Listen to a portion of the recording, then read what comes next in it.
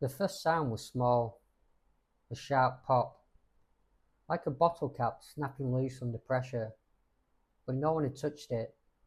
Then another bottle cap flew off, then another. Bleach, ink, perfume, sealed containers, erupting one after the other in a quiet Long Island kitchen.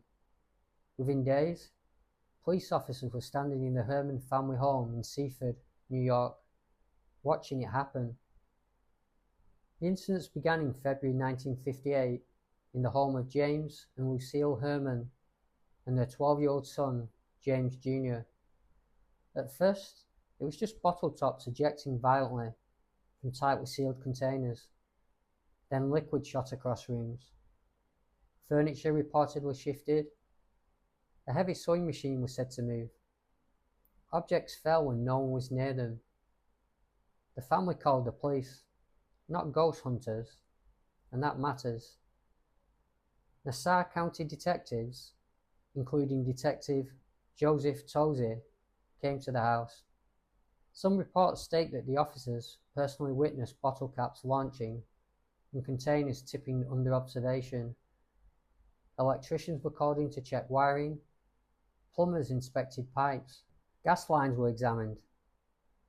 No obvious mechanical cause was found. The house was searched repeatedly.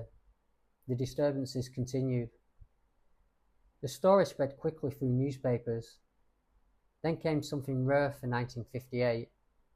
Television cameras. The case was covered in a film news segment, part of the program Man Alive, bringing the Herrmann home into American living rooms. Viewers watched demonstrations of the popping bottles and heard the family describe what had been happening inside their house. This was no longer a private domestic mystery. It was public and uncomfortable, because it wasn't happening in a crumbling castle or distant village. It was happening in suburban America. Two major parapsychologists became involved, Dr. J. Gaffer Pratt and William G. Rowe. Rowe would later become known for developing the theory of recurrent spontaneous psychokinesis, the idea that intense emotional stress, especially in adolescence, might manifest outwardly as physical disturbances. The focus quickly centered on 12-year-old James Jr., not as a villain, not as possessed, but as what researchers called the agent, the focal point around whom the activity clustered. And this is where the case becomes deeply human, because imagine being that child, police in your house, cameras in your living room, adults quietly debating whether you are somehow unconsciously moving objects with your mind or faking it. That pressure alone changes a home. Of course, alternative explanations were proposed. Some suggested trickery. Some argued sleight of hand was possible. Bottle caps can be manipulated. Liquids can be pressured. But investigators maintain that not every incident could be easily explained away, particularly those witnessed by multiple adults. The disturbances eventually subsided, as so many poltergeist cases reportedly do.